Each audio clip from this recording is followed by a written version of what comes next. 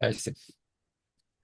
Ya, bueno, vamos a empezar con la segunda clase de fibras blancas. En este caso, el plan era inicial era hablar de integración multimodal principalmente, pero en honor a la extensión de la materia, la mitad o más de la mitad probablemente sea solamente fibras de asociación y trataremos de resumir un poco cómo se integran toda la información, todas las fibras para formar estos circuitos de alto orden. ¿Ya? Eso. Entonces, ok, ya se quedó pegado, obviamente.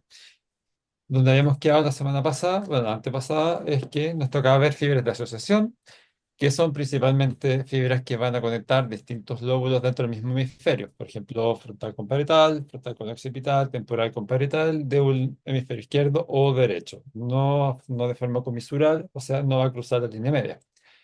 Y en ese sentido vamos a tener dos grandes grupos de fibras. Las primeras son las fibras cortas en U, que, bueno, vamos a ver el tiro, y después las fibras largas de asociación, que son probablemente lo que yo creo que es más importante dentro de toda materia de fibras blancas. ¿Ya? Dentro de las fibras cortas en U son básicamente pequeñas fibras, probablemente después de la corteza, por debajo de la corteza, y que van a unir los giros adyacentes de un hemisferio. Por ejemplo, el giro frontal superior, que el giro frontal medio, se une a través de estas fibras cortas o fibras en U, básicamente por la forma que están debajo de cada giro. Eso no quita también que puedan unir distintos lóbulos dentro del mismo hemisferio. Por ejemplo, el giro precentral con el giro postcentral también tiene fibras en U. Y así sucesivamente. Ahí obviamente tenemos imágenes, un dibujo de cómo dos giros se van a través de estas fibras en U. Y acá una disección en que bueno, vemos un montón de cosas, pero en este caso que me interesa es esto, que vemos cómo debajo de cada giro, debajo de cada corteza, vamos a encontrar esta fibra blanca que es la más superficial de todas las otras fibras blancas que hemos visto ya y que seguiremos viendo. Aquí un poco más de lo mismo. Esto es como un close-up de lo mismo, como se ve estas fibras blancas. Acá, fibras en U, una forma de U clásica. Y acá un corte de una cara medial de un hemisferio en donde se ve a nivel de la precuña y a nivel occipital cómo existen estas conexiones entre los distintos giros. Lo mismo acá en la resonancia magnética, cómo están marcados distintos fibras en U. ¿Ya? Y ahora vamos a lo interesante, que vendría siendo las fibras largas. Para hablar de fibras largas, vamos a volver a este dibujo que ya lo habíamos visto anteriormente. Lo vimos en la clase anterior, que este es el del estriado sagital, en donde vemos todo un sistema más ventral de fibras blancas. Aquí no estamos hablando de sistema ventral del lenguaje, nada, sino que es sistema ventral nomás, pensando en la localización, en donde tenemos fascículo longitudinal medio, fascículo longitudinal inferior y el IFO. ¿Ya? Esto lo vimos en la clase anterior, porque ahora más que ver esta, por eso los pasé la vez pasada y no ahora. ¿Se escucha, no? Sí, Ya, perfecto. Es que se me conectó un audífono de otro lado, entonces quizá que tú te lo estás escuchando. se cortó un poquito, pero se escucha. Ya, hasta ahora no he dicho nada importante. Ya, y de nuevo, volviendo a Digital Stream, recordar cómo estaban dispuestas estas fibras. Nos voy a preguntar ahora esto, porque en realidad ya lo vimos, y esto voy a preguntar al final porque esto sí o sí tienen que saberlo. Me interesa mucho que se lo sepan. Ya, pero no era el tiempo, lo vamos a dejar para el final, ¿vale? Entonces, pensando en todo el sistema que yo llamo ventral, de fibras blancas, de fibras de asociación, vamos a partir por el fascículo uncinado, que vendría siendo el fascículo más anterior. ¿Ya? ¿Qué es el fascículo uncinado? Es este que vemos acá, aquí con estas líneas como café, podríamos decir, y que es un fascículo que tiene unas fibras bidireccionales, que tiene una forma de gancho, y que se curva alrededor de la fisura de Silvio. ¿Ya? Va a correr a través de la cápsula externa y extrema. Eso también lo vimos en la clase anterior. Va a conectar principalmente el polo temporal con la corteza orbitofrontal del lóbulo frontal. Las terminaciones frontales que vemos acá adelante tienen dos ramas. Va a tener una rama que es la ventrolateral, que es la rama más grande y que va a terminar en la corteza orbitofrontal, y además va a tener una rama que es más medial, que está pequeña, que es más pequeña y termina en el polo temporal, que está acá atrás. Ya está la forma de gancho, una rama pequeña hacia temporal y una rama grande hacia órbito frontal. Ya acá lo mismo tenemos un dibujito de cómo se ve, como ven, fascículo más anterior de lo que yo llamo sistema ventral. Ya, esta es otra imagen ya conocida, habíamos visto el stream sagital, cómo hasta su límite donde se separa el fascículo del medio inferior y con el iPhone, que va hacia la cápsula externa y extrema. Y apareciendo por delante y un poco medial del iPhone, vamos a tener el fascículo uncinado en su rama orbitofrontal, ya que viene desde el polo temporal, que aquí no se ve, entrando por detrás de la ínsula, o sea, a través del stem temporal, por lo que va hacia la cápsula externa y extrema. Las conexiones principales del fascículo uncinado son con el sistema límbico, además de la corteza orbitofrontal. ¿Ya? Estas son estructuras que tienen una implicancia principalmente en la cognición social. Por lo tanto, se asocia mucho al deterioro de este tipo de patología. Por ejemplo, los pacientes con algún grado de autismo aparentemente tendrían algún grado de deterioro en el fascículo uncinado. ¿Ya? Tendría implicancias también en el procesamiento emocional y en algún nivel de la interpretación de la emoción o de las emociones y de la empatía. Respecto al procesamiento emocional y social, obviamente la comprensión de la emocionalidad va a afectar el procesamiento y la comprensión del lenguaje. Por lo tanto, el lenguaje social se vería más afectado en daños o cuando hay lesiones del fascículo nocinado. Dado que también tiene estas conexiones entre el polo temporal con la corteza orbitofrontal, él podría verse afectado o tendría algún rol en la memoria episódica y también en el refuerzo anémico. ¿Ya? Basándonos en la misma memoria episódica, podría tener alguna alteración en el aprendizaje de algunas tareas verbales y también no verbales. Su rol en el procesamiento semántico está no en tela de juicio, se cree que sí lo tiene, pero se ve afectado también por el mismo procesamiento semántico que se ve en otros fascículos como el AIF. Por lo tanto, es bien diferente, es bien difícil saber si realmente tiene un rol importante, un rol secundario o definitivamente no lo tiene. Pero aparentemente, más que un procesamiento semántico, lo que sí podría permitir o sí tendría un rol más importante sería la fluencia semántica, más que la interpretación misma. ¿Ya? Ahí de nuevo tenemos ya una disección completa de lo que es el estriado sagital.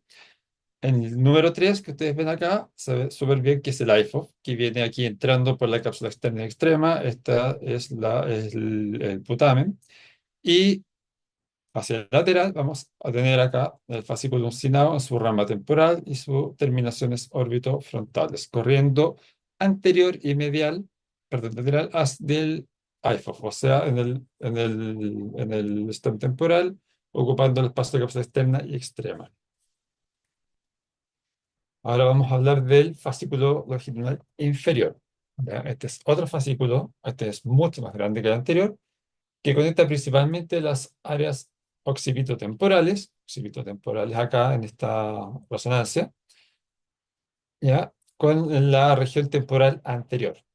Es un tracto también, al igual que el fascículo sinus, bidireccional, que tiene, o sea, que tanto la aferencia como la aferencia corren en direcciones opuestas. Y al mismo tiempo es un tracto que es multicapa, o sea que lo podríamos dividir en distintas funciones, en distintos orígenes y terminaciones. Está envuelto principalmente en el procesamiento y la modulación de las señales visuales. Por lo tanto, yo quiero ver algo, yo quiero hacer algo en base a eso, entonces ahí sería el fascículo longitudinal inferior que tendría un rol más importante. Cuando existe un daño, un insulto sobre el fascículo longitudinal inferior, se podría proceder con un trastorno neuropsicológico que estaría afectado principalmente la cognición visual, presentando en este caso agnosia visual, prosopagnosia, alexia e incluso dificultad para alcanzar la palabra, para como esa típica frase que uno tiene como tengo la palabra en la punta de la lengua pero no la alcanzo, o sea, que básicamente lo ponen como la dificultad para acceder al léxico. ¿Ya? El otro estudio demuestra que también puede tener algunas dificultades en el reconocimiento de emociones, así un poco también como con el alucinado.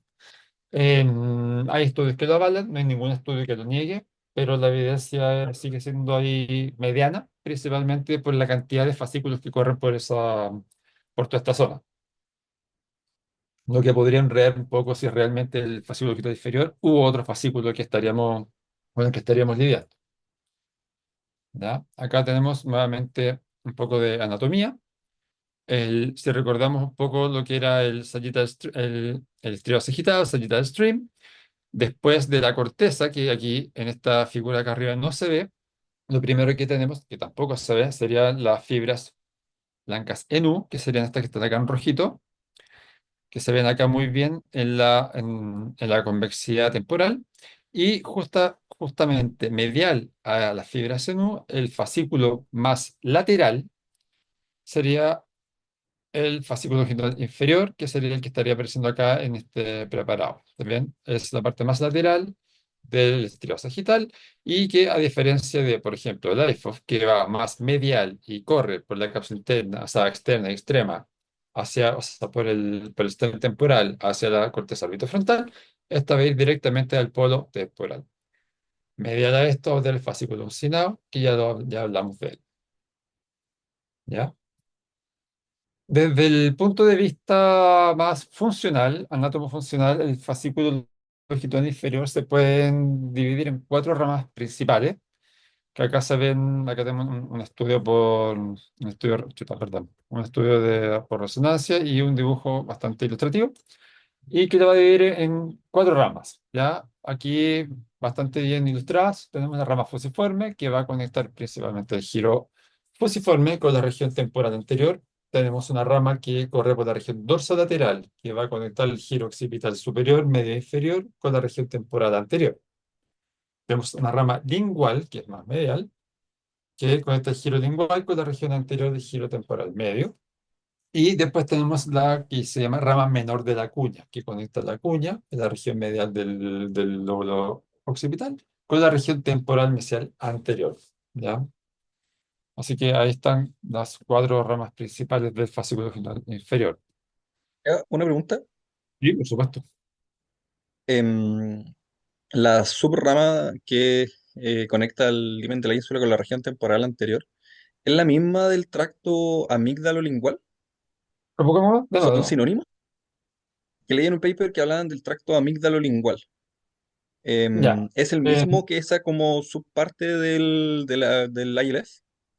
Mira, yo sé que lo que sí te puedo decir es que sí existe o sea, probablemente sea parte del tracto. El tracto amígdalo-lingual probablemente sea algo un poco más amplio. Considerando que la amígdala tiene un montón de conexiones que corren mucho por el lóbulo temporal, toman el giro temporal medio, toman el giro fusiforme principalmente también. Entonces, desde la amígdala a la língula, probablemente tengas muchos tractos mezclados, no solamente el fascículo genital inferior, ¿te fijas? Entonces, Ujú. si hablamos de un tracto amígdalo-lingual, probablemente el fascículo genital inferior sí, o esa rama, o la rama lingual, como dices tú, o sea, como decimos acá y me preguntaste, sí tenga un componente dentro de ese tracto, pero probablemente el tracto que tú me hablas sea algo más amplio que solamente esta rama. No sé si me entiendes. Que la Sí, rama lingual sí, probablemente esté dentro de ese tracto y no que sea la totalidad del tracto. ¿Ya? Y eso también, y perfecto. aquí esto podría haber dicho también más como introducción, que en realidad la nomenclatura de los tractos es súper compleja porque depende mucho de los autores también.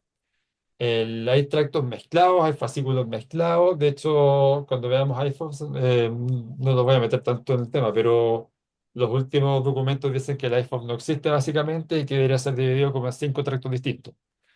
Entonces, tú vas a leer un montón de papers y vas a encontrar nomenclaturas distintas, pero sí, va a dar gente por el anterior, puede llegar a la corteza entorrinal, puede llegar a la amígdala, al hipocampo, a la casa del hipocampo.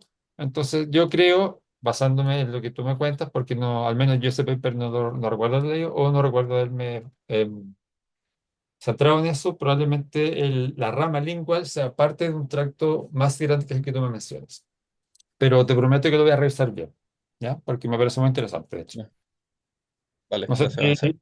no sé si se entendió o me enredé mucho. Sí, no, súper claro. Súper. Sé Acá que gracias. mm, ¿Se escucha? Es que sé que tengo interferencia con alguien que está haciendo clase acá al lado. ¿O se escucha bien? Se Que alguien va. corta de vez en cuando. Espérenme 2 segundos, por favor.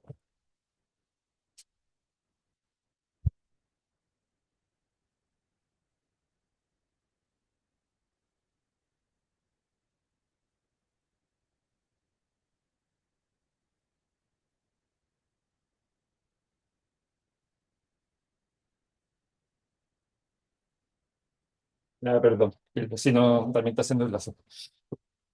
Ya, ahora sí. Entonces, aquí tengo una disección en que se ve la superficie ferobasal del hemisferio cerebral y que podemos ver de una forma bastante sencilla cómo los fascículos del fascículo genital inferior va en profundidad en el giro, principalmente fusiforme, acá a la derecha, pero también alcanzaría una región más medial cerca del giro paripocampal en su profundidad, llegando un poco más lateral de lo que sería la llegada del cíngulo hacia el tracto del parahipocampo, principalmente, ¿ya? Y obviamente el segmento inferior del cíngulo en la profundidad, que es lo que vemos en la casa. Cíngulo, acá estamos con el temporal, la región más medial, dirección al uncus. Probablemente acá haya atrás de giro fusiforme y tendríamos una tercera que va hacia una región más dorsolateral. Por lo tanto, tendríamos el fascículo genital inferior. El cíngulo acá no se ve, pero debería estar aquí al ladito. Y el polo temporal, que es donde llega principalmente el fascículo genital inferior. Ya, acá un poco más de anatomía de fibras blancas. Esto es de nuevo, lo habíamos visto la vez pasada. Aquí tenemos un corte axial en que vamos a ver principalmente este es el esplenio, el cuerpo calloso. Recordemos que el esplenio cae el tapetum posteriormente hacia el lateral, por lo tanto tendríamos el atrio debajo de esto. Inmediatamente lateral al atrio vamos a tener radiaciones ópticas. Después de las radiaciones ópticas tendríamos IFOF y lo más lateral al IFOF tendríamos ya el fascículo genital medio e inferior, que es del que estamos hablando ahora, como se va separando acá del tracto y las radiaciones ópticas y va a tomar una posición hacia infralateral, directo hacia el polo temporal, que es lo mismo que estamos viendo acá a la derecha. Acá lo mismo, el fascículo genital inferior en su relación con la amígdala, hipocampo, o sea, con todo lo que es la región temporal mesial. Probablemente aquí tenga más sentido la respuesta que te estaba tratando de dar en la pregunta que me hiciste antes. ¿Te fijas? Como él conecta directamente con la amígdala hacia la región, hacia la língula, giro falciforme, hacia acá. ¿Ya? Y acá una vez más, la misma imagen, ya hemos visto varias veces de distintos papers, pero es la misma imagen de cómo el fascículo genital inferior corre hacia el polo temporal, separándose desde el sagittal stream del IFO, corriendo con el fascículo genital medio, polo temporal, y acá la pared lateral del atrio, que sería el estriado sagital, que es lo que estamos viendo acá, al menos en parte, porque igual falta, aquí no está el IFO. Una vez más, lo mismo, está en un corte coronal, fascículo longitudinal inferior, deberíamos tener acá el IFO, radiaciones ópticas. Este es el esplenio y acá el tapetum cayendo. Verás que no está tampoco en la imagen. Dentro de los déficits más clásicos que vamos a encontrar va a ser la amnesia visual, que es cuando alguien que ve algo no logra recordarlo o aprender desde el punto de vista visual. O sea, algo que yo vi no lo voy a recordar, pero algo así que lo escuché, cualquier otra cosa, o sea, cualquier estímulo no visual, lo logra aprender. Vamos a tener agnosia visuales, que ya hemos conversado, la prosopagnosia, que es la dificultad para identificar caras. ¿Ya? Algo ¿sabe? Que se llama ¿cómo se llama esta cuestión? Hipoemocionalidad visual, que es que les cuesta mucho evocar emociones a través de la vista, en el sentido que, por tanto, reconocerlas como posteriormente expresarlas, porque no las reconocen. ¿Ya? Pero sí pueden preservar emociones o pueden gatillar emociones por estímulos no visuales. Vamos a tener déficit semántico visual y déficit emocional o de la memoria visual. O sea, básicamente visual. ¿Ya? Acá tenemos un mapa un poco más complejo de las conexiones del fascículo inferior que va del polo occipital hasta la región anterior del lóbulo temporal. Y acá les desglosé un poco lo que significa cada una de los puntos de conexión que tiene esto. Y en realidad, si uno ve, vamos a ir por número, el área o la que da forma o estructura de las palabras, el daño, que es ese que se ve en el 1, va a generar alexia pura. El número 2, que es el lóbulo temporal anterior, o sea, con las conexiones, va a generar un trastorno de comprensión de la lectura. El- Cuando hablamos de si se interrumpe la conexión con la interpretación de la cara en el lóbulo occipital, habla de una prosopagnosia que era aperceptiva, eso era aperceptiva. ¿Ya? También cuando hay ¿cómo se llama esta cuestión? Sí, pues, cuando no sé, las conexiones con la amígdala se ven afectadas, va a tener como problemas de reconocimiento de las emociones y hipoemocionalidad. Y así vamos a tener, bueno, varias otras alteraciones. Por ejemplo, hay las numeradas, la 9 agnosias visuales, la 8 sería dificultad para obtener el léxico o la semántica de algún estímulo. El 7 sería dificultad para o trastorno de la memoria visual.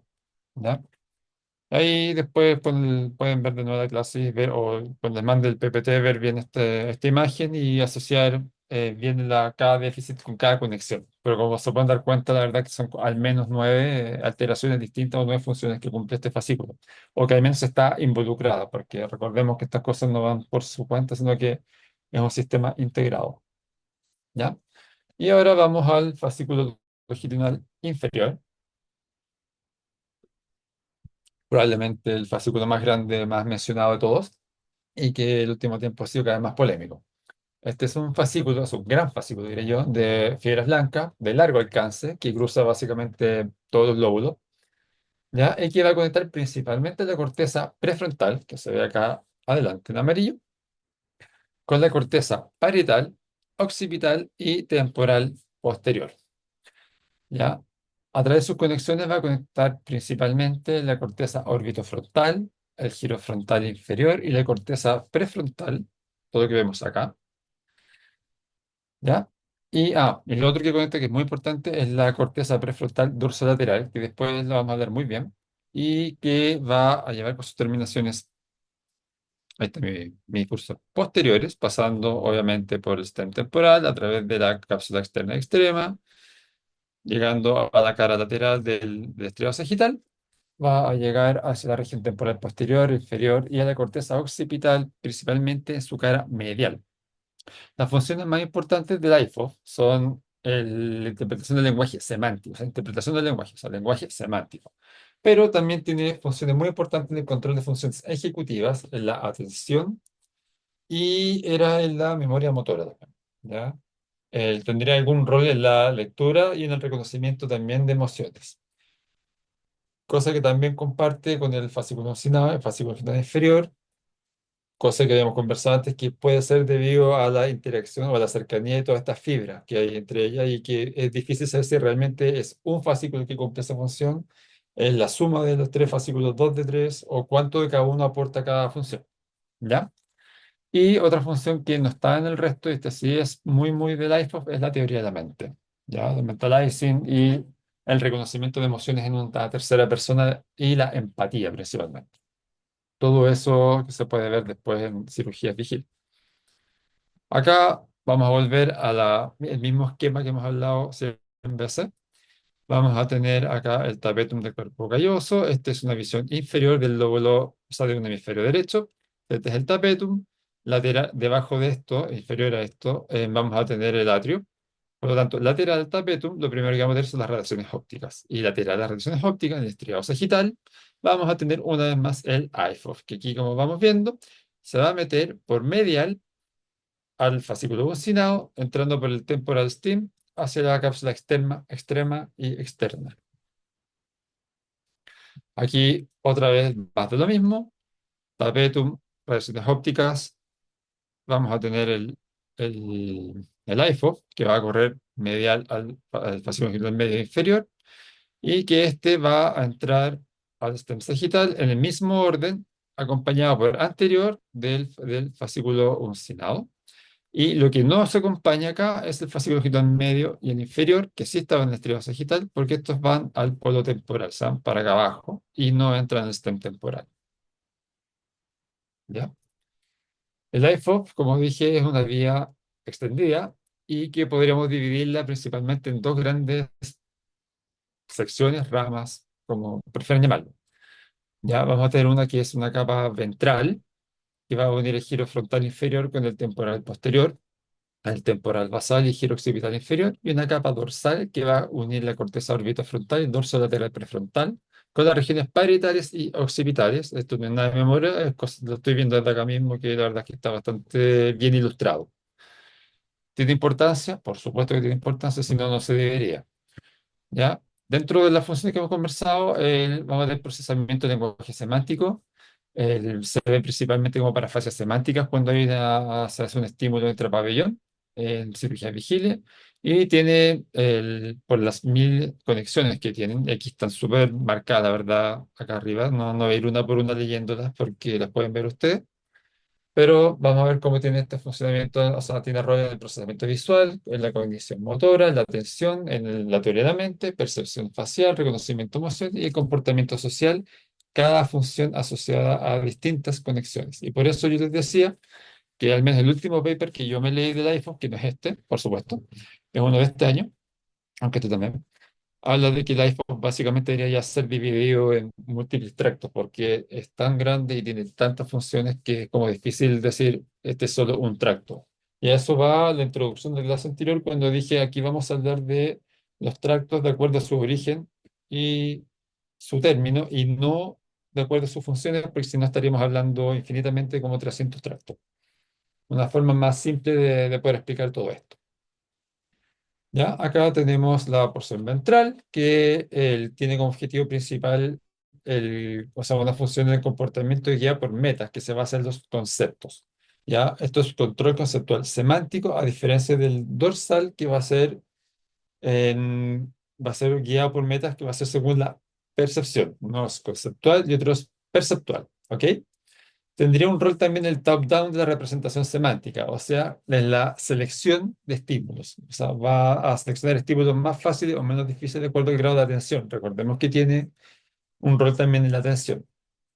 Entonces, acá si vemos bien, en el B tenemos las proyecciones ventrales de todo este sistema ventral de la EFO. Acá en C, cirugía vigil, en que lo que está marcado son las zonas donde se logró durante el estímulo anomia y parafasias semánticas mientras se hizo la resección, ¿ya? Que está de la mano con las funciones de la conocidas. Y acá en el D tenemos una distribución de todos los desórdenes o todas las alteraciones que se produjeron no verbales durante la estimulación. Es un mapa más que nada, donde ocurrieron. Acá tenemos el mismo cuadro para la porción dorsal.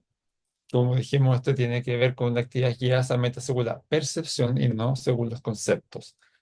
¿Ya? Esta decisión perceptual o la solución frente a un problema va a recaer en las características sensitivas no semánticas. ¿Ya? Por eso es perceptual. También tiene un top-down de selección de estímulos por sobre otros, pero en este caso va a ser de la misma percepción visual. ¿Ya? Ha quedado lo mismo, son las mismas terminaciones que teníamos antes en ventral, pero este del sistema dorsal, que si se fijan no es idéntico. Y acá vamos a tener lo mismo. En C tenemos los déficits que ocurrieron durante la estimulación de una resección tumoral, pero en este caso los déficits no son los mismos que vimos acá, que vendrían siendo son anomias y parafasias semánticas, sino que aquí falló en otros test, que son el test de pirámides de palmeras, que tiene que ver con asociación semántica y con lo que sería la conciencia consciente o el self-awareness, que vendría siendo como el ser consciente y que uno es consciente, que es un test que uno le pregunta de seguridad, le pregunta, ¿estás seguro de tu respuesta? ¿Y qué tan seguro está de eso? Y si está correcto o no, si la corrige o no la corrige, y si acepta que está bien o mal.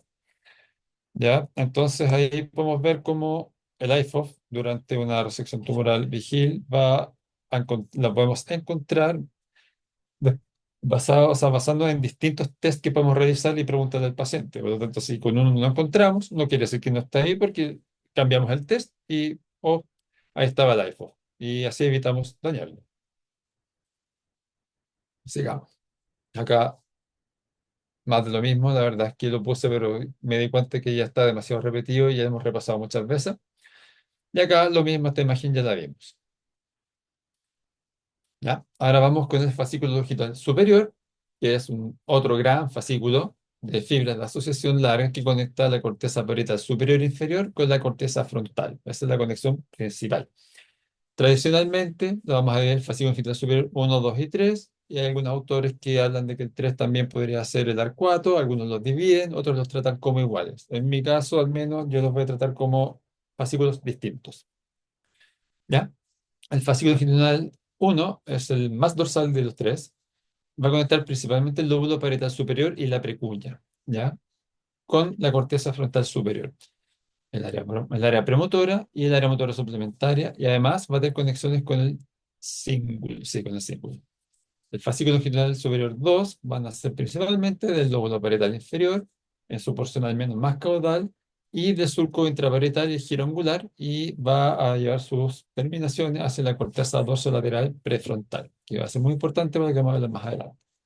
Y el fascículo longitudinal 3 es el más ventral de los tres y va a conectar la región más rostral del giro parietal inferior con el giro supramarginal y la región más anterior del surco intraparietal con la región premotora ventral.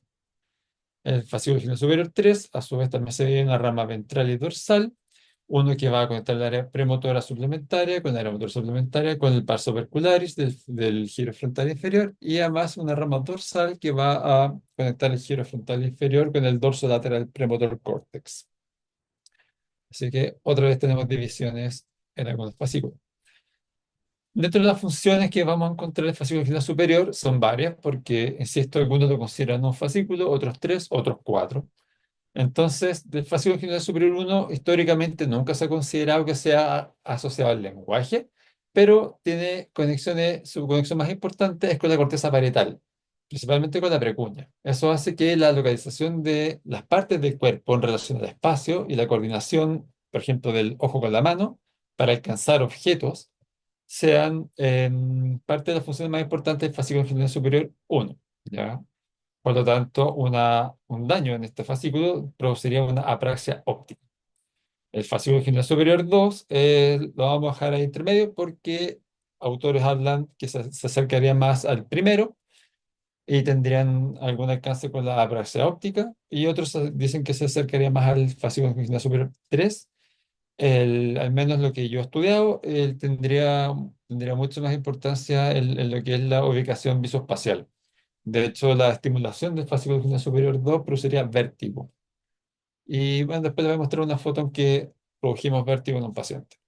Y el fascículo longitudinal superior 3 tiene conexiones con el giro supramarginal, con la corteza frontal, y tendría una función principalmente de procesamiento fonológico, o sea, la producción y articulación del lenguaje. ¿Ya? También como dije, en dos, en la vía ventral y dorsal, el fascículo longitudinal superior 3. ¿Ya? La ventral termina en el área premotora y haría principalmente la codificación de un código fonológico y de planes abstractos fonológicos. Y la vía dorsal sería la vía que terminaría en el dorso del premotor córtex, que tendría que ver con la mantención de información fonológica en la memoria de trabajo. O sea, ahí tendríamos también parte de su función en memoria de trabajo, al menos función fonológica. Acá, una vez más, un poco de anatomía. Vamos a ver principalmente el fascículo general superior 3 asociado al fascículo al 4, como dijimos que a veces se ponen como uno, en una rama que va desde el giro frontal inferior, acá, sobre todo en el ventral premotor córtex, en el giro angular, y que correría hacia posterior, alcanzando la región posterior el giro parietal inferior, curvándose hacia inferior, yéndose lateral, y por eso partiendo por el sistema ventral, ahora está en el sistema dorsal, porque esto es lateral a todo el estriado sagital. Por lo tanto, el fascículo sagital superior no es parte del estriado sagital en su porción que desciende desde el lóbulo parietal al temporal. Acá podemos verlo nuevamente con una disección mucho más profunda. Tenemos las radiaciones ópticas, tenemos el tapetum, estriado sagital puro. Acá atrás estaría el atrio. Lateral a todo esto que no lo estamos viendo, IFOF, y lateral a todo eso sería el fascículo final superior, o sea, inferior y medio. Acá la IFOF sí estamos viendo un pedacito por el final. Y lateral a todo esto tendríamos el fascículo final superior 3 y el fascículo arcuato que no se ve acá. El 2 y el uno no se ven en estos cortes, debería estar superior y más medial que esto. Ahora, en este caso, en esta disección, sí se ven. al menos el fascículo longitudinal superior 2, que va dorsal del fascículo longitudinal superior 3, y el fascículo longitudinal superior 1 sería más dorsal y anterior, también conectando desde lo que sería la región premotora, prefrontal, cíngulo, hasta lo que sería la región de la precunia. ¿Ya? Entonces, el fascículo superior 1 hasta acá, el 2 hasta más posterior, y el 3 se tomaría una curva y descendería lateral al estriado sagital. Unas pocas palabras del fascículo arcuato, que sería un tracto también dorsal que conecta la corteza temporal posterior superior con el giro frontal inferior y la ventral premotor córtex, que es la región más anterior del giro precentral medio inferior, diría yo. ¿Ya? La parte posterior del fascículo arcuato, que viene siendo acá, y que viene viajando y bajando desde parietal inferior hacia temporal, alcanza, los giros temporales medio e inferior. ¿Ya? Tendría una función principalmente en el mapeo sensorio-motor y procesamiento fonológico. ¿Ya? Y hay una rama de esto que va hacia el giro temporal superior, el giro frontal inferior tendría algún grado de procesamiento en la sintaxis, hacer un procesamiento de nivel superior. Las conexiones del fascículo arcuato son harto más complejas, están un poco mezcladas también con el fascículo final superior 3, pero aquí a la derecha podemos ver bastante bien todas las conexiones que tiene. No es objetivo de la clase aprendérsela, pero sí entender que vendría más o menos apoyado el fascículo final superior 3 y que tendría un rol muy importante en el procesamiento de la sintaxis y que además tendría un rol en el procesamiento fonológico y en el mapeo sensorimotor de las palabras o del lenguaje. Para terminar, vamos a hablar del cíngulo, ¿ya? Que vendría siendo otro fascículo que tiene una forma de arco principalmente, que corre por la región, que nace desde la región subcallosa rostral y se va a curvar hacia posterior y superior, bueno, por sobre el cuerpo del cuerpo calloso. ¿Ya? Aunque la realidad es que el cíngulo se originaría acá, en el polo temporal. Este va a continuar posterior y luego superior hacia el lóbulo parietal dentro del giro parihipocampal, va a viajar dentro del giro parihipocampal hasta alcanzar acá en la región del lóbulo parietal y va a correr sobre el cuerpo calloso hasta alcanzar el lóbulo frontal. O sea, aquí abajo vemos bastante bien el cuerpo calloso y por acá van corriendo las fibras del símbolo, ¿ya? Y va a terminar anterior e inferior a la rodilla del cuerpo calloso. Acá está la rodilla, acá está la terminación anterior y rostral en la corteza orbitofrontal, ¿ya? Tiene funciones principalmente ejecutivas, en la toma de decisiones y en el procesamiento de emociones. Acá esto es la corteza, este es el giro del cíngulo, y que por dentro va corriendo las fibras blancas. Acá podemos ver las conexiones más importantes, o que contribuyen al cíngulo, que sería la región prefrontal, el área motora suplementaria y la precuña, perdón. Ya, este no quedó tan bonito. Se identifican principalmente 5 segmentos que los podemos ver acá arriba y que sería el CV como single bundle, CV1, 2, 3, 4, 5, y que así solamente viendo la imagen es bastante fácil entender de dónde viene y hacia dónde va. El CV1 iría del área subrostral hacia la precunia y el esplenio cuerpo calloso. El 2 se arquea sobre el esplenio cuerpo calloso y el aspecto medial del giro frontal superior. El 3 corre el lóbulo parietal inferior y la precuña con la cara medial del giro frontal superior. El 4 va a unir el lóbulo parietal superior y la precuña y va a viajar hacia la región frontal. Y el quinto sería lo que llaman el cíngulo parihipocampal, que corre desde el lóbulo temporal medial hacia ambos polos occipitales, o sea, hacia el lóbulo occipital. ¿Ya?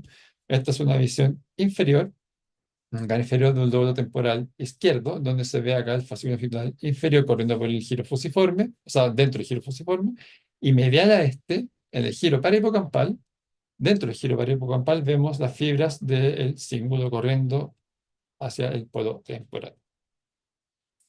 Ahí tenemos las mismas divisiones que comenté antes, de una forma ilustrada y más bonita. ¿Ya? Pues serían las 5 como secciones de esto. Ahí tenemos una visión ya un poco más elaborada, más bonita, de lo que podrían ser las fibras blancas de asociación. Tenemos el fascículo marginado, el IFOF, tenemos el fascículo superior 2, el 3, El arcuato, pues si quieren mezclarlo ahí también pasa.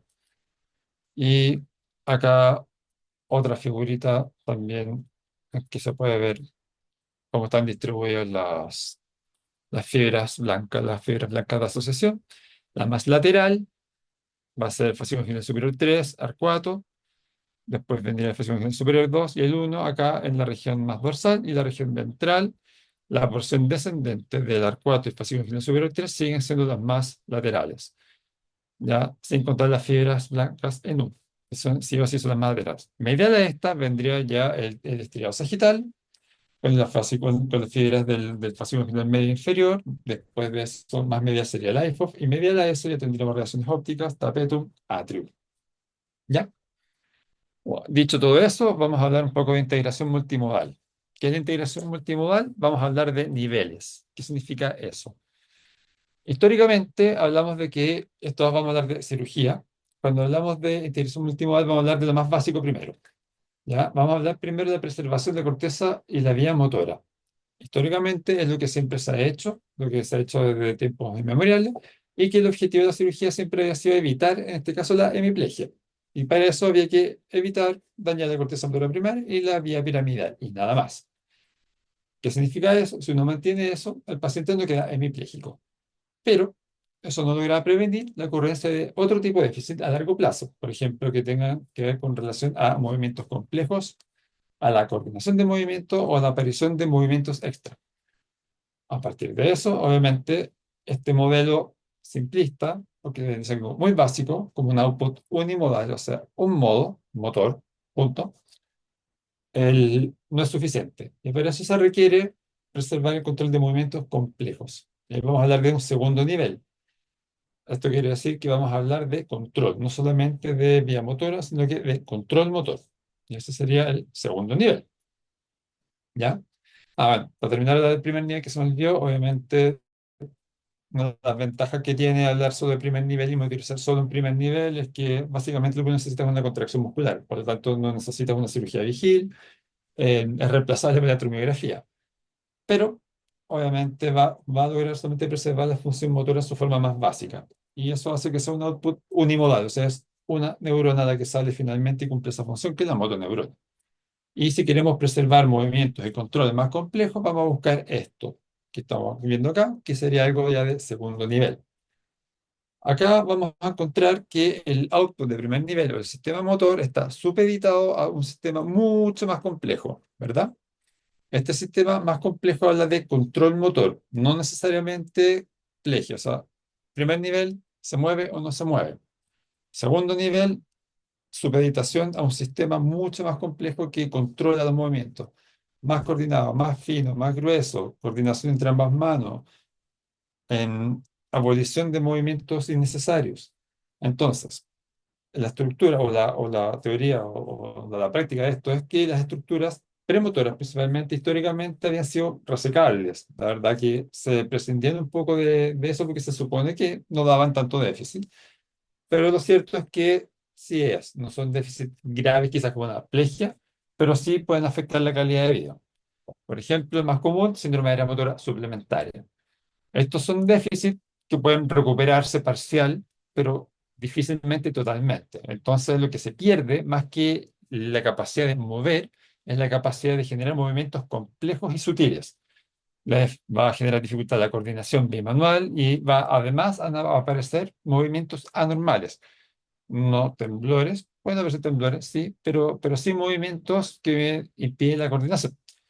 Estos déficits ocurren principalmente porque el área motora suplementaria, en conjunto con el cíngulo y el dorso lateral premotor cortex del PMC, son muy importantes dentro de la selección del movimiento y la ejecución, planificación de movimientos complejos, secuencia temporal de movimiento, etcétera. Por lo tanto, el daño en cualquier de esas estructuras va a afectar la coordinación en que yo voy a regenerar un movimiento. Es muy fácil decir que el paciente salió del pabellón, mueve las U15 sin déficit, motor M5E5, pero el paciente, curiosamente, es cirujano base cráneo, se llama doctor Hernández, y claro, después no puede coordinar todos los movimientos para clipar su aneurisma ahí de top de la basilar mientras reta el pobre becado.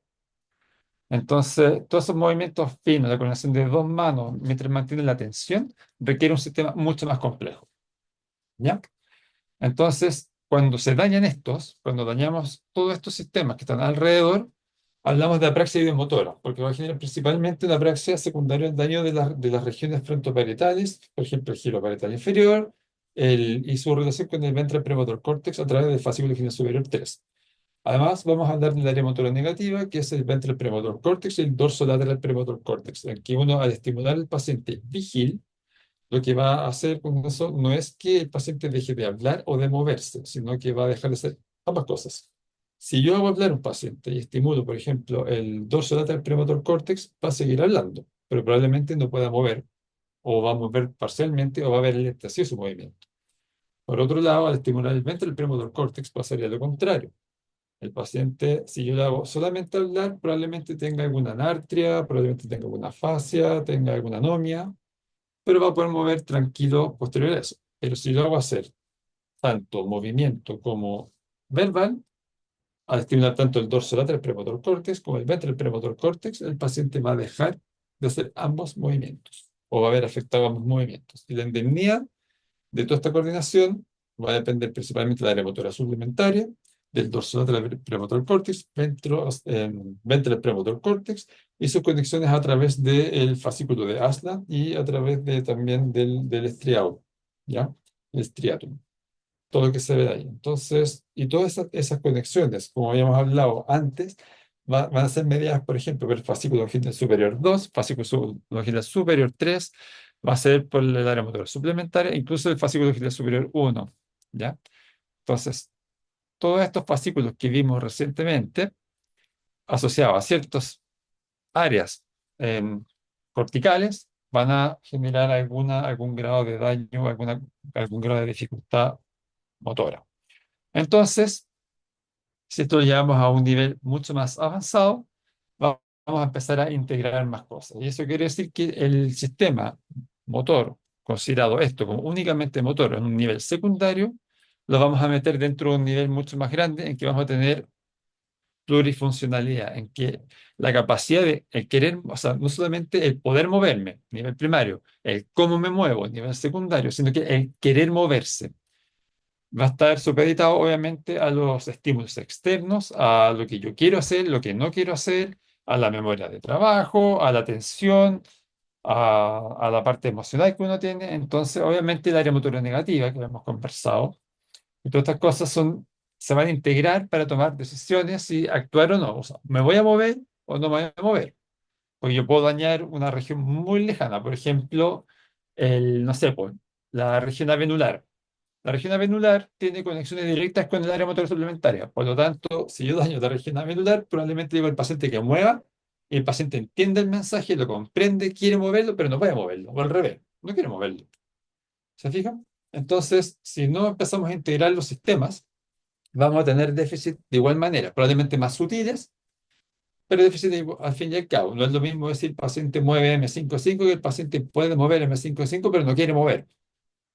Entonces, la activación de movimientos bajo condiciones específicas, seleccionar, inhibir estímulos, movimiento, todo eso lo vamos a llamar clonación, que es el yo quiero moverme y puedo moverme.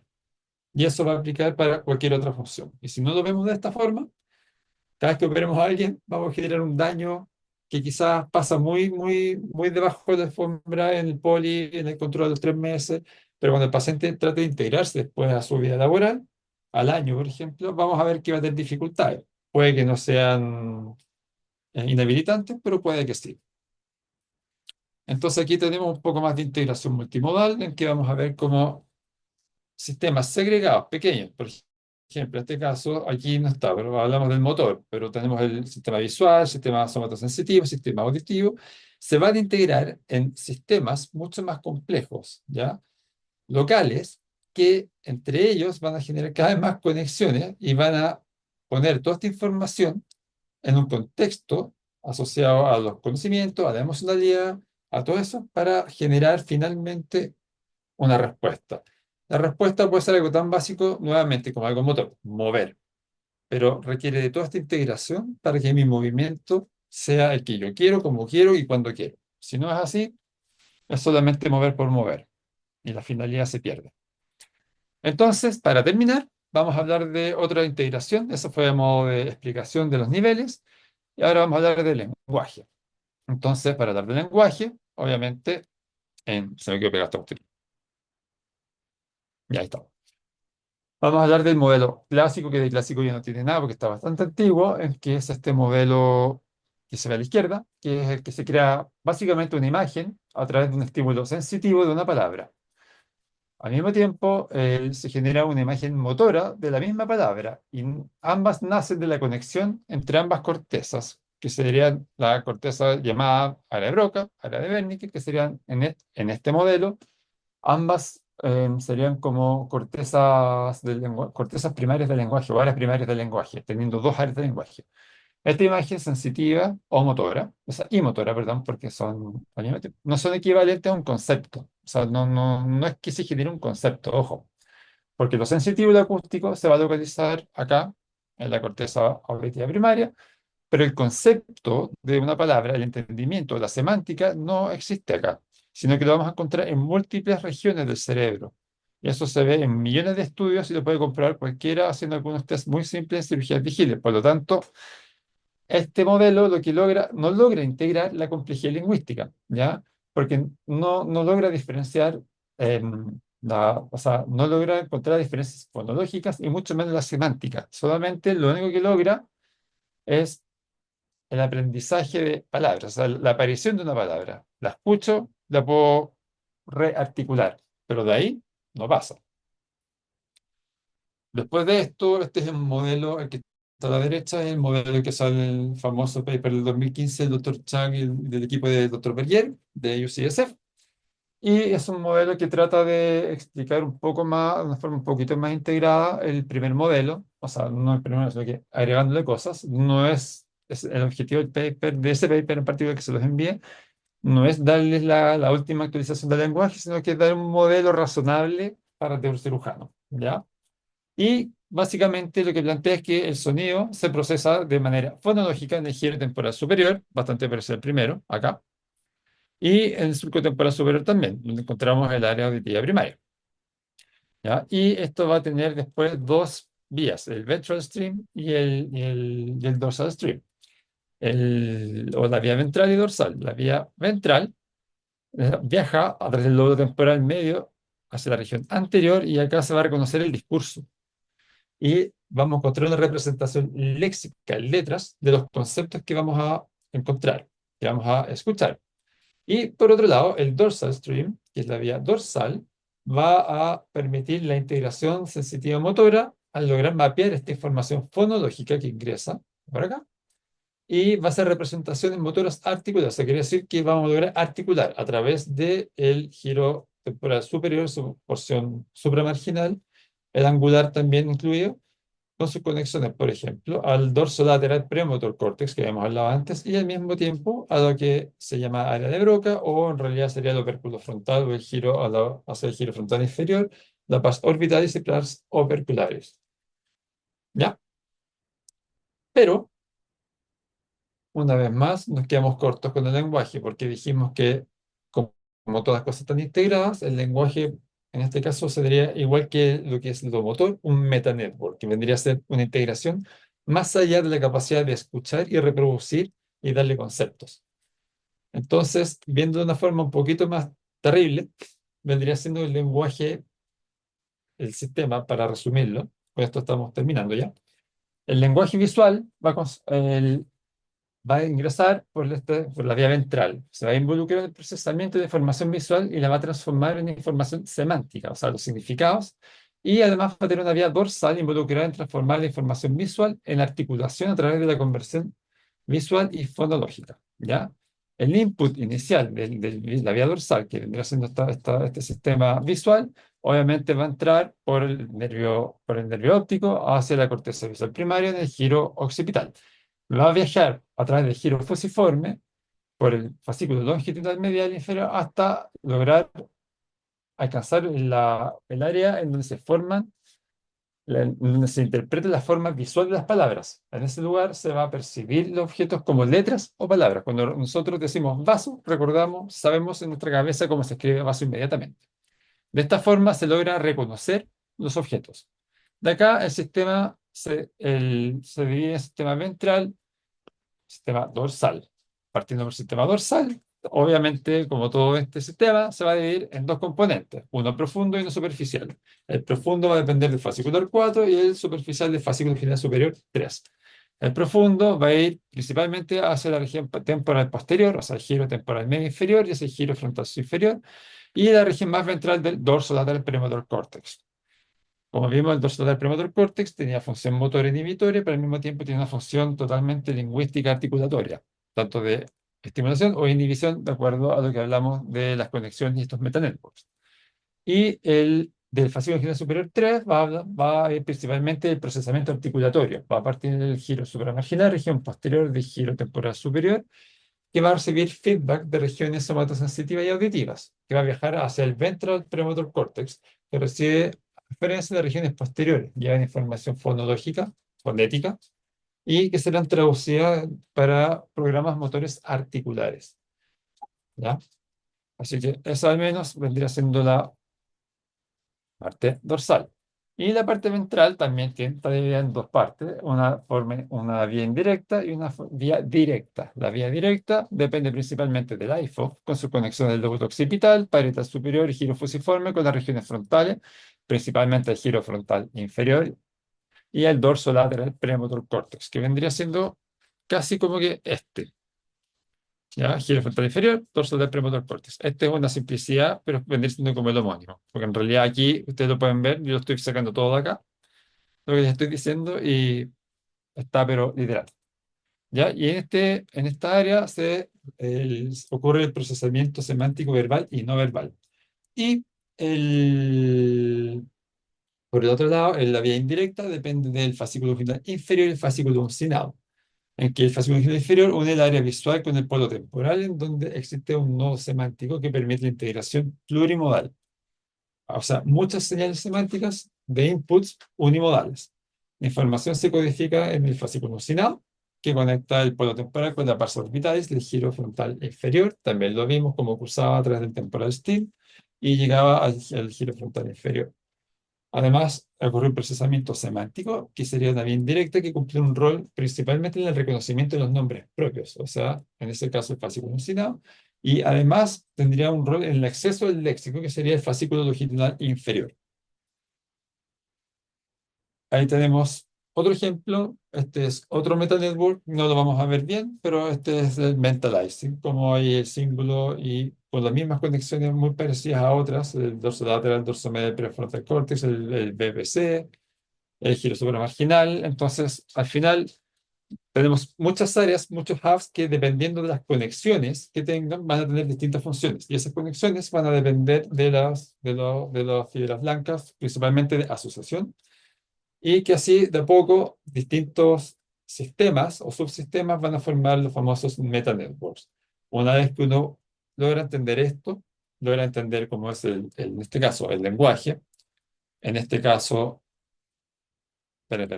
ahí, la parte motora, o, por ejemplo, esta es lo que es la mentalización. Si logras integrar todo eso, en algún momento se podrán aprender esto de memoria. Obviamente no quiero que se lo aprendan de memoria, pero tenerlo siempre ahí a la mano. ¿Ya? Eso sería todo. Vamos a conclusión. Es importante que nos aprendamos bien las fibras blancas, que las entendamos, tanto su anatomía como las funciones y las conexiones que tienen. No me interesa que se sepan todas las conexiones, pero sí las principales. ¿Ya? Una conclusión más amplia es que la anatomía es el mínimo común para hacer cualquier cosa en esta especialidad. Si ustedes no saben anatomía, me da lo mismo si es funcional, si es columna, si es cerebro, no saben nada. ¿Ya? Por mucho que puedan operarse buenos ayudantes, si no saben anatomía, una cirugía va a quedar mal planificada, los resultados no son como uno quiere y la verdad es que no saben dónde está parado. Así de simple.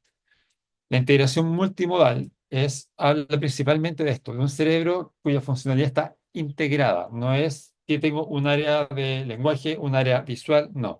Mis funciones, las que me permiten ser, están integradas, por lo tanto, no existe el localizacionismo. ¿Ya? Olvídense del área de Broca, olvídense del área de Wernicke, olvídense de toda esa tontera. De aquí en adelante vamos a hablar de conexiones. Y todas estas conexiones en su conjunto van a permitir el desarrollo y el conocimiento de estas famosas redes gigantescas o metanetworks. Y el conocimiento de estas me va a permitir mejores resultados porque me va a permitir, obviamente, planificar mucho mejor mi cirugía, previendo qué tipo de déficit puede tener, no solo los groseros, no solo si mueve o no mueve, sino cómo mueve, cuándo mueve y si quiere realmente mover o no. Eso, lectura recomendada. Estos dos libros del doctor Dufault. El de la derecha es de climas de bajo grado y se los recomiendo muchísimo porque en verdad es básicamente una clase de anatomía de fibras lácteas, más que de oncología y otra cosa. El de la izquierda es un libro un poco más atrevido porque se llama Los errores de Broca y que básicamente destruye todo este sistema de localizacionismo y plantea este sistema integrado. Se los recomiendo los dos, sobre todo el de la derecha. Yo al menos me los leí los dos y la verdad que son muy, muy, muy buenos, son muy didácticos y son muy fáciles. Para becado primero, y no es broma. Acá, a modo de ejemplo, una cirugía que hicimos el año pasado en el Barros Luco con el doctor Hernández y con la doctora Achel, una cirugía vigil, una paciente con una lesión parietal derecha, una recidiva, tuvo la primera cirugía hace 13 años. En ese momento fue un óligo de bajo grado y esta se hizo una resección vigil. Aquí, por motivos de derecho doctor, tuve que pintarlo y podemos ver todo lo que es la corteza motora primaria. Acá sacamos el ventral premotor cortex, que es este azulito, que se fijan no está en el área de Broca, de hecho está un poquito más adelante, en verdad, por eso acá, que el paciente acá, lado derecho, más cerca de la vía motora, o sea, de la corteza motora, que del opérculo frontal, hizo un speech arrest. O sea, no hizo uno, hizo varios. O sea, la paciente no hablaba. Lado derecho, no Broca, aquí Broca. Lo mismo puedo decir de Wernicke. Acá no está Wernicke. No existe el giro supramarginal, no existe el giro angular, voló todo. La paciente no tiene ningún trastorno del lenguaje, absolutamente ninguno. Corteza sensitiva, hasta acá arriba nomás. Después desapareció. ¿Por qué? Porque apareció montada sobre el área motora. Acá tenemos la vía piramidal, pero principalmente sensitiva. En profundidad, en verde, tenemos fascículo longitudinal superior 2 porque la paciente acá hizo vértigo, fascículo longitudinal superior 3 al 4 acá hizo trastorno del lenguaje, de articulación, principalmente parafasias fonémicas. Y acá, en moradito, tenemos el IFOF. Y el IFOF, aquí lo que hizo la paciente no fue parafasias semánticas, lo que hizo fue un trastorno en la mentalización. No reconocía las emociones en los dibujos que le pusimos. Ahí se detuvo la resección en profundidad. Quedó acá este pedacito de tumor que era totalmente funcional porque era motor. La paciente inicialmente se sin un déficit motor. Lamentablemente, a las 48 horas apareció cuando aparecía M3 y se informó un infarto muy, muy pequeño lacunar, pero que le afectó la movilidad. Actualmente lleva un poco más de un año operada. La paciente recuperó casi la totalidad. No ha recibido quimio, no ha recibido radio. El óligo está exactamente del mismo tamaño, 8 cc, y es un óligo grado 3, pero sigue igual. ¿Qué nos va a permitir eso? Operarla después más adelante y lo que ahora no se pudo sacar, lo vamos a poder sacar. He dicho. Súper. Eh, Felicitaciones, coleguita, tremenda clase. Perdón, eso va para después. ¿Cómo para la grabación?